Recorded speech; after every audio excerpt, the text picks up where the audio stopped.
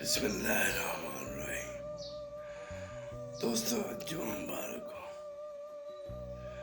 مرشد پاک شیخ عبدالقادر جیلانی فرماتے ہیں کہ انسان میں بہادر شخص وہی ہے جو اپنے دل کو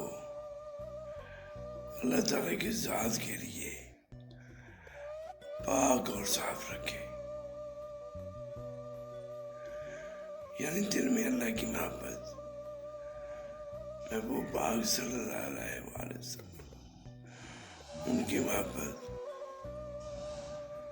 اور شریعت کے مطابق زندگی گزارنے کو ترجیح دے، کیونکہ اسی میں انسان کی کامیابی ہے۔